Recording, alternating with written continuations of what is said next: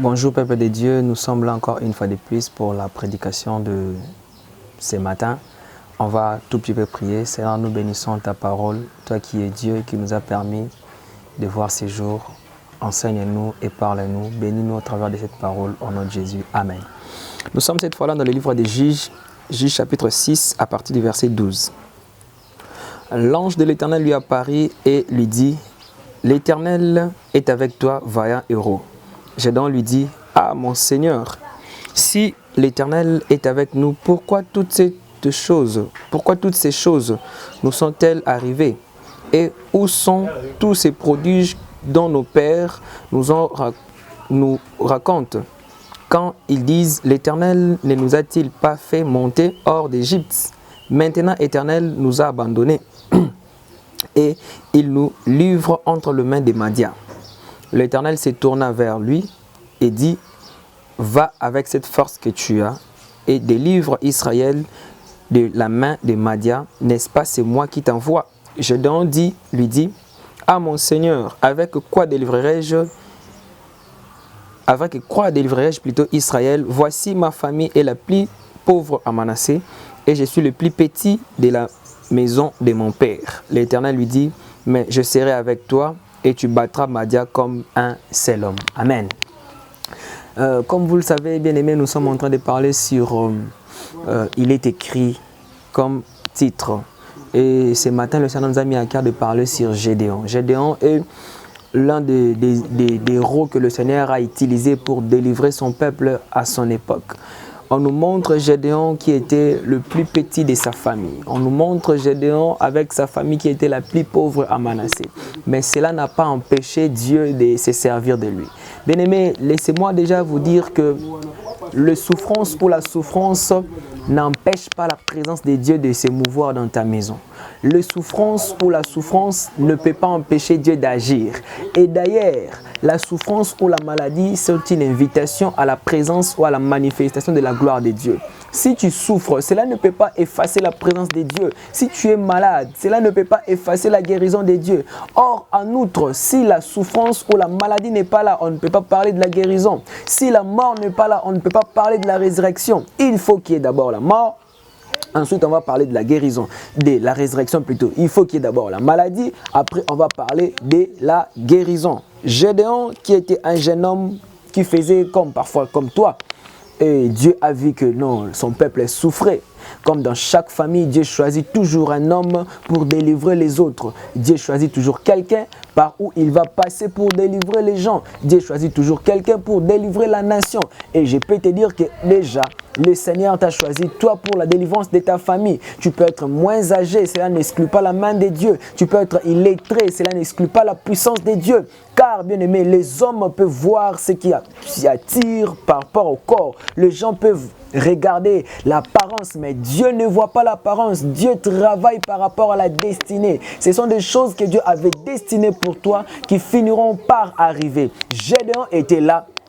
Et Dieu a vu, non, cet homme est disposé. Je peux me servir de lui. Je peux passer par lui pour délivrer. Je peux passer par lui pour arracher, délivrer mon peuple entre les mains de Madian. Mais il s'est fait que Gédéon était un petit enfant. Gédéon était un petit garçon. Dieu est passé par Gédéon pour délivrer son peuple. Est passé par Gédéon pour délivrer sa nation. Et puis, écoutez, c'est que Gédéon a dit, mais tu dis que l'Éternel est avec nous. Mais si l'Éternel est avec nous, mais pourquoi toutes ces souffrances? Bien aimé, peut-être tu te dis la même chose, que le Seigneur, j'ai écouté des prédications, des prédicateurs et des prédicateurs. On me donne des prophéties. Mais si vraiment Dieu est avec moi, pourquoi jusque-là je n'ai pas touché à mon mariage? Pourquoi jusque-là je n'ai pas touché à mon enfant? Pourquoi jusque-là je n'ai pas voyagé? Tu te dis tellement de choses. Laisse-moi te dire que les souffrances ne peuvent pas effacer la présence de Dieu dans ta vie.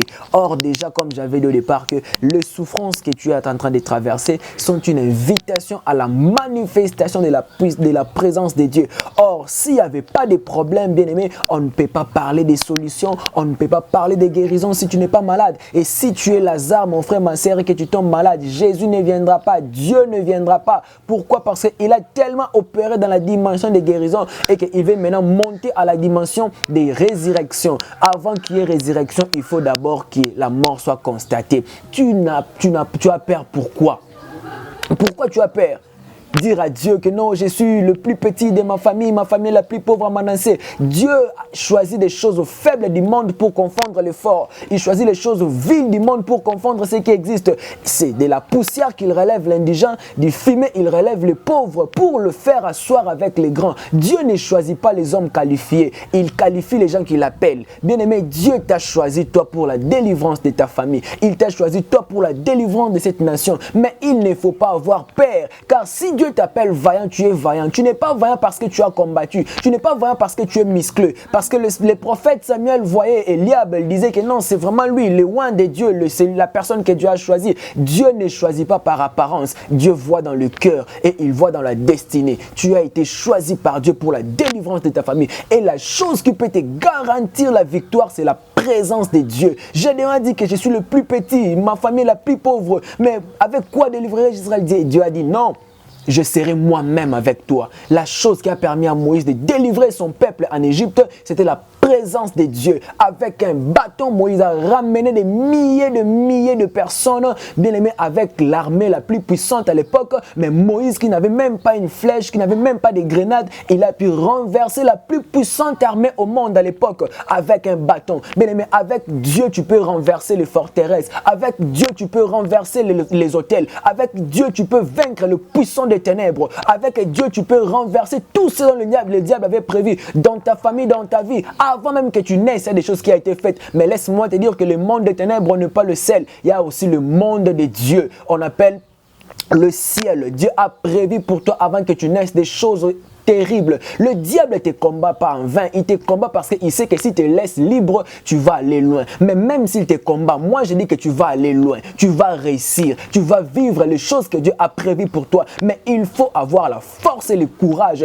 d'aller avec la force que tu as, car tu n'es pas main vide. Gédéon, que tu m'écoutes et tu n'es pas main vide. La présence de Dieu te donne la capacité d'aller et d'arracher tout ce qui t'appartient. La présence de Dieu te donne la capacité d'entrer en Égypte et de ramener avec toi les hommes qui étaient emprisonnés depuis des années. Dieu est avec toi. Cela te suffit. Bien aimé, vaut mieux être seul comme Élie devant 450 prophètes de Baal. Il a invoqué le feu et le feu descendu du ciel pour consumer l'holocauste. Pourquoi as-tu peur?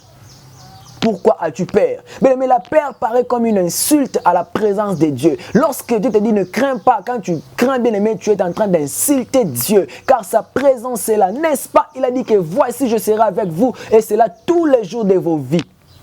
Tous les jours de vos vies. Il n'y a ni même pas une seule minute où Dieu t'a laissé seul. Tu n'es pas seul. Il y a la présence de Dieu en toi. Il y a la présence de Dieu dans ta maison. Et pendant que je parle, mes frères et sœurs, j'aimerais prophétiser sur toi qui est en train d'écouter ce message. Laisse que c'est le vrai toi qui est caché. Bien aimé, se manifeste dans la suite du temps. Laisse que la vraie personne qui est en toi se manifeste. Pourquoi? Parce qu'il y a un héros qui est en train de dormir en toi. Il y a une puissante femme qui dort en toi. Il y a une puissante servante de Dieu qui dort en toi. Il y a un puissant prophète qui dort en toi. Mais il faut, bien aimé, se lever et essayer ce que tu n'essayais pas. Parler comme tu ne parlais pas, agir comme tu n'agissais pas, et cela va te permettre, bien aimé, de connaître qui tu es vraiment. Si Dieu ne t'est pas passé par Gédéon, Gédéon n'allait pas être cité parmi les héros de la foi. Bien aimé, toi aussi Dieu m'a envoyé pour te dire que tu es un héros. En toi, il y a la puissance de Dieu et tu peux faire des choses au-delà de ce que ton père a fait. Tu peux faire des choses au-delà de ce que ta mère a fait. Qui a dit que tu auras la vie de ton père? Qui a dit que tu auras la vie de ta mère? Non, tu as ta destinée en toi. Tu es un héros. Le choix de Dieu. Dieu t'a choisi. Dieu ne choisit pas les hommes qui ont bien aimé, les titres académiques. Dieu ne choisit pas les hommes qui parlent mieux français, qui parlent mieux anglais, le mandarin, tout le reste. Bien aimé, Dieu choisit les personnes qu'il a bien aimé traiter lui-même comme étant des serviteurs et des servants pour libérer des nations. Tu es le Gédéon de ta famille. Tu es la Gédéon de ta famille. Dieu t'a choisi toi pour libérer des vies, pour libérer ta famille, pour libérer même cette nation. Il te faut que tu te relèves. Plutôt, il faut que tu te relèves et c'est alors que ta famille va voir un nouveau jour arriver. Dieu passe toujours par quelqu'un pour délivrer. J'aimerais te dire une chose avant de finir. Dieu est puissant, il est omniscient, omnipotent, il connaît tout. Lorsqu'il travaille lui-même, il fait de grandes choses. Mais lorsqu'il travaille avec un homme, il fait des choses exceptionnelles. Bien-aimé, permets à Dieu de passer par toi pour étonner le monde. Permets à Dieu de passer par toi pour étonner ta famille. Permets à Dieu de passer par toi pour ramener la lumière dans ta famille. Permets à Dieu de passer par toi. Tu seras juste un canal, juste un chemin, un pont qui va relier le ciel et ta famille. Un pont, un canal qui va relier le ciel et la RDC. Bien-aimé, Dieu t'a mis sur la terre pour réussir. Tu ne vas pas échouer. Tu n'es pas main vide. Tu as la présence de Dieu. C'est plus que l'armée des États-Unis. Tu as la présence de Dieu. C'est plus que l'armée de la Russie. Tu as la présence de Dieu. C'est plus que les armes nucléaires. Tu peux dire au nom de Jésus et le monde des ténèbres va être en débandade. Pourquoi? Le pouvoir et l'autorité qui est en toi est caché dans le nom de Jésus, est caché dans le nom de Dieu. Lorsque tu vas l'exercer, c'est alors que tu connaîtras que, oh, ces choses étaient en moi. Sors de l'ignorance, car Dieu a mis des choses extraordinaires en toi. Tu ne mourras pas comme ça. Tu ne finiras pas comme cette fille du quartier. Tu ne finiras pas comme ce jeune homme du quartier qui dit qu'il n'y a pas de travail dans ces pays. Non, tu ne finiras pas comme ça. J'ai un vaillant héros. Mets ton nom, dis que je suis un vaillant héros. Moi, je dis que je suis un vaillant héros. Je ferai ce que mon père n'a pas fait. Je vais arriver. Je vais faire de grandes choses sur la terre. Car sur la terre, je n'étais pas là pour accompagner les gens. Non, moi, Dieu m'a donné aussi 24 heures. C'est pour réussir. Je vais m'investir et je veux réussir. Et tu peux dire la même chose. Tu n'es pas main vide. La présence de Dieu te suffit. Car vaut mieux être seul avec Dieu que d'être entouré sans Dieu. Élie était seul face à 450 prophètes de Baal. Mais il a invoqué le feu. Et le feu est descendu pour consumer l'Holocauste. Et bien, mais ta qualité n'est pas déterminée par rapport aux gens qui t'entourent. Tu peux être entouré par des ministres, tu peux être entouré par des députés, mais si tu n'as pas la présence de Dieu, tu n'es pas bien entouré.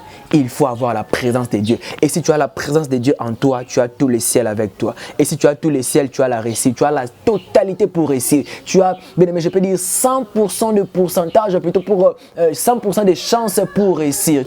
Là, il y a la présence de Dieu en toi et cela va te permettre de réussir car c'est lui qui gère la terre. Le diable n'a pas, bien aimé, la totalité, la puissance, bien aimé, plutôt là, le contrôle total du monde. Dieu t'a mis dans cette famille pour réussir et dit que tu vas réussir. Cette année, tu vas réussir. Tu es condamné à réussir. Seigneur, je bénis mon frère, je bénis ma sœur qui a pris la décision de s'élever comme Gédéon, comme Moïse, comme David, au nom puissant de Jésus. Que la puissance qui accompagne ces messages t'accompagne afin de réussir. Au nom de Jésus, vis la gloire de Dieu dans ta maison. Ainsi priez. Amen.